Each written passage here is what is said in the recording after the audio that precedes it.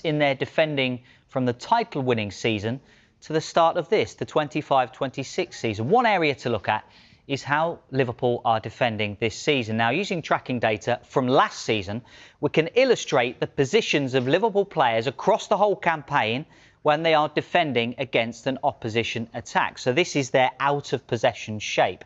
Now, you see a lot of teams defending in a 4-4-2 these days, but last season, Liverpool did it differently. Obviously, compact shape with usually Trent Alexander-Arnold as the right-back here. Now, the significant thing to look at here is Mo Salah. This position here, defending in a slightly higher area, the reward for that would be on the counter-attack. Salah starting in a higher position means that he can get away and be closer, obviously, to the opposition goal. Salah was at the heart of everything for Liverpool last season. It worked to great effect. So that looks pretty good. Let's take a look at Liverpool's shape against opposition attacks across the 7 games so far this season. Again, we're looking at Mo Salah in this position, still taking up that higher role, ready to counter-attack. But what's going on around him has changed significantly. First to the striker, Alexander Isak or Ugo Ekitike has been starting in that position. Again, their role is much higher as well. And on the left-hand side, last season, and usually this season, Cody Gakpo in a 4-3-3 would be around here last season, but it's much deeper. It's almost a central midfield role with the number 10, Szoboszlai or Wirtz, sitting in front. The other thing to note here is that the defensive midfield, everybody has shuffled across slightly to try and protect the right-back, whether that's Bradley, Szoboszlai or Jeremy Frimpong. So the trade-off that Arne Slot has is interesting, and whether he's willing to make it so long as Salah is replicating his form from last season. However, it has not been a good start to the season for the forward. Salah's underlying numbers for the last 7 years have hovered just under 1 expected goal or assist every game. But this season, as you can see, a significant drop-off in his output. So the question for the Liverpool head coach really is whether Salah's attacking output actually justifies his position and what Liverpool are doing defensively. Clinton, what do you think? Yeah, you know, the biggest problem I see with Liverpool at the moment, and the fans could be shouting at me now, that they are missing Trent Alexander-Arnold, and so is Salah is missing Trent. Everyone criticised Trent about his defending, but what Liverpool did is they dominated the possession a lot. And Trent's passing, we said it on there many times, he's one of the best passers of the ball ever. And at the moment, everyone would say, but he'd get back into his shape. Konate's not in good form, so obviously Konate last season was fantastic. You look at left-back, Kirkez. It's not the Kirkez that we saw at Bournemouth, but sometimes you're going to a bigger football club like Liverpool. It's going to be hard. He's got to defend more. When he was at Bournemouth, no one's really looking at him to do his defending. He was going forward, and he had Howson and Sabani, and their back four was really good. It's different now. These new players have gone into the team, and they haven't adapted yet. It's going to take time, and Liverpool will get it right, and it will click. But at the moment, they've got players that are out of form. Even the midfield three. He went back to his tried and trusted midfield three on the weekend. They're miles off it at the moment, and they'll probably be the first to say, apart from Szoboszlai, I think he's probably been their best player. He's probably been the best right-back and their best midfielder. But you can't play him in both positions. You miss him playing him in midfield. But it's just teething problems for Liverpool. I don't worry for Liverpool. Yeah, it's bad.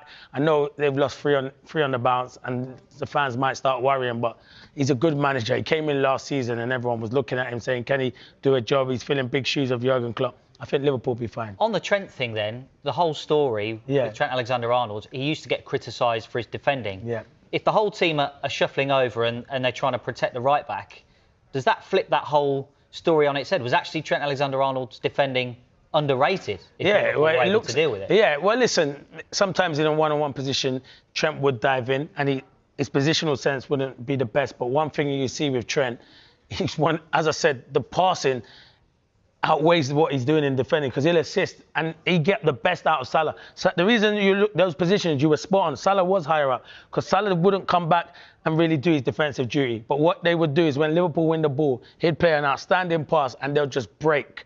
And I do think now Trent would leave Salah sometimes one-on-one, when now he's probably got Frimpong, Bradley running into his space as well. So it's so difficult. There's not space for Salah. So as I say, it's teething problems. It's going to take time, but you're right. And the one thing they did have is Gravenberch, who was outstanding last season in that 6.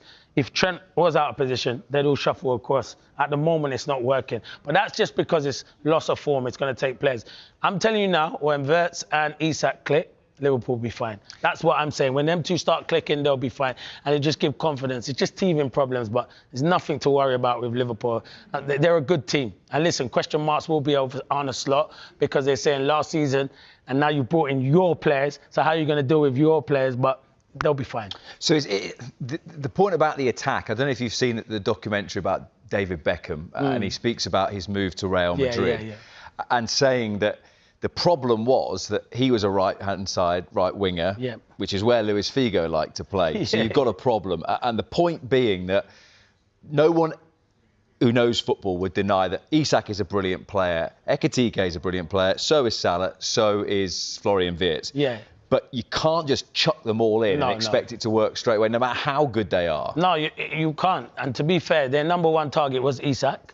Did I think they were going to get Ekitike? No. Did Ekitike probably know Isak was coming? Probably, because his agent would have said what other players they're looking for. But Ekitike's come into the building and done ever so well. Isak's not hit the heights yet, but he's still getting up to fitness. He missed the majority of pre-season. When he gets it right, we know he's a top striker. We saw what he did at Newcastle. The one is Wirtz. Is trying to get Wirtz. But Wirtz is a top player. Don't be fooled at the moment. He is creating chances at the moment. If we look to start on the weekend where he's creating chances, no one's not being clinical enough at the moment. And then you look at Mo Salah. Mo Salah's not hitting the heights that he hit last season. But I do believe that's because he's missing Trent Alexander-Arnold. Gakpo's been all right on the left. But I don't like Wirtz on the left-hand side. I think he is better in that number 10. It's just going to take time. I just actually think when they get an understanding, Wirtz and Isak, it might be Ekitike, you might have to go over to the left-hand side because Isak is going to be the main man at the moment and Salah's never going to get dropped.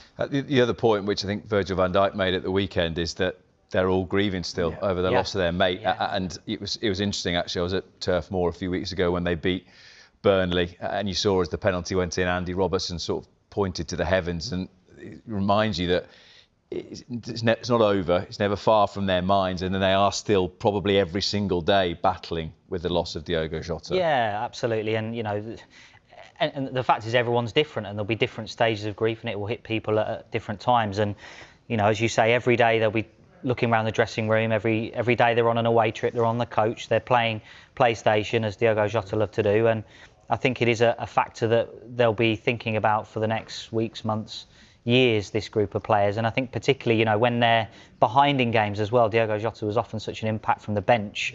You think about the game at Stamford Bridge, look into the options now. Of course, Liverpool have a great number of options on the bench to bring on, but he was always someone that contributed off the bench. You know, this is something that is going to be with these players for a long time to come, and I think it will be a factor going forward. Well, a lot of those players will go off on international breaks for the next couple of weeks. We will talk England in a few minutes' time. Clinton, not too pleased with Thomas Tuchel's England squad. Crossed, Rob, but I think it's largely good news. Yeah, pretty much. I mean, we got the news this morning that Reece James had withdrawn from the squad, and that was a bit of a shock because we didn't realise he'd picked up an injury at all. He played the full game for Chelsea in that big win for them over the champions, didn't he? Switching to centre-back as well in the second half. But he's got an injury, unspecified. We were told by our chief correspondent, Carve Solokol, it's not too serious, so it's almost a precaution that he's gone out. But Nico O'Reilly has come in his place. First call-up for the Manchester City man, who's been a big force for Pep Guardiola this season. And I think we need to be a bit mindful when we're assessing how fit the rest of the squad is, because we've just seen them train just over an hour ago, and you wouldn't even call it a training session. It was a recovery session in the indoor 3G pitch here at St George's Park. And they were having some really good fun with some of the games that they were playing as well, under the watchful eye of Thomas Tuchel, who hopped on the bike himself. There was music on in the background. It felt very un-England-like. We're used to seeing them very intense, working on set pieces ahead of a game. And this is the first time we've seen them on a Monday. Remember, it's the earliest we've seen an England team play on a Thursday, this big friendly against Wales. Normally it would be the weekend. So everything's come forward by a couple of days. The only other injury concerns for Thomas Tuchel, I think, are around Declan Rice and Harry Kane. They were both out there, both look completely comfortable. Declan Rice has indicated that his back problem that forced him off for Arsenal at the weekend isn't too bad. And Harry Kane sat out one or two of those sessions you're watching right now, but he says he's fit to go as well. But of course, all of the discussion still is about the players that Thomas Tuchel left out of this squad. Phil Foden England. Jack Grealish, we'll get onto those in just a moment. But the big omission, I think, is Jude Bellingham, who Thomas Tuchel says wanted to be part of this camp, was fit and ready to go, but he decided no, he was going to stick with the squad that he's got. And I wanted to ask Clinton exactly what he thinks about that, because for me, that's a huge call from the England manager. A statement to say, OK, you did very well last time, England squad. I'm going to stick with you at the same team that won 5-0 in Belgrade. But Jude Bellingham, a very special player, leaving him out of this when there's only 2 England camps to go before he has to name his World Cup squad. What do you think, Clinton? No, I agree with you, Rob. Listen, I'm not here to tell Thomas Tuchel what he's going to do. He's here to win the World Cup with England, but not putting your best... He's one of England's best players, Jude Bellingham. He just got voted their Player of the Year. He's been outstanding, and I know he's only just coming back from Real Madrid, but even if you don't think he's ready to go and play minutes, put him in the squad. You can give him minutes from the bench. And I understand England done ever so well against Serbia, but how does Jude Bellingham feel when you have the phone call with him? And if Jude Bellingham said, I'm not quite ready, I kind of get it. If Jude Bellingham saying to Thomas Tuchel, I'm ready, put me in the squad, then put him in the squad. He's going to be so crucial to England in the World Cup. So it's a strange decision. And that's when I say sometimes about man management. But he doesn't care, Thomas Tuchel. I've heard that many times. Try and keep players happy. At the moment, Jude Bellingham's probably at home and he's not happy, but it's nothing to worry about. I think come the summer, Bellingham will be in that squad, but it doesn't look good at the moment. Did you want to make some more complaints to Rob about... Yeah, Rob, I know you wanted to talk about Phil Foden and Grealish, and I totally agree. They should be in the squad, but one player in particular I think should be in the squad, and I watched him against Everton. Adam Wharton was the best player on the pitch. Jack Grealish said after he should have been given the man of the match. How the life of me is Adam Wharton not in that squad? It's really interesting, Clinton, and it's a big debate amongst the England press corps and the media guys and amongst England supporters right now as well, because we know that England have been searching for a number 6 for some time now, and Adam Wharton was called up by Thomas Tuchel in the last squad last month, and we thought, right, this is the big opportunity for him to prove to Thomas Tuchel, who I think has been a bit of a doubter, hasn't fancied him in his time in charge since the 1st of January, and then Adam Wharton had to withdraw because of injury. The strange thing that surprised me was that he wasn't given another go in this camp to try and prove himself. But I think that's because the England manager was so impressed with Elliot Anderson and the job that he did in those 2 internationals, his first 2 England internationals at senior level, man of the match in both of those games in September. It seems to me that Tuchel has decided that Elliot Anderson is the man he wants to give more senior international experience to. And it's going to be difficult for Adam Wharton, as it is indeed for Jack Grealish now. Only 2 more international camps before Thomas Tuchel has to name his England squad for the World Cup. He's got 1 next month in November. He's got 1 in March as well. Then he names his squad. Even if he calls up Adam Wharton in November, has he got enough time to prove himself at international level, prove a doubting Thomas Tuchel wrong to get a place in that World Cup squad? I think you have to say that's a tall order, and an equally tall order for Jack Grealish, who's flying right now, but still can't get back in this England squad. Rob, thank you very much indeed. Just very quickly, Clinton, is Jordan Henderson an absolute shoo-in for you? He will be a shoo-in. It doesn't matter if I think he is. Thomas Tuchel likes him around the place. He's his experience, so he will go to the World Cup. But I do believe Adam Wharton should have been in that squad. Just to have a look at him, what Rob said. Just have a look at him and see if he fits international football. For me, I've seen a lot of him at Palace. He'll be comfortable in that position. You keep banging that drum until I will. Thomas Tuchel I will. pays some attention to you.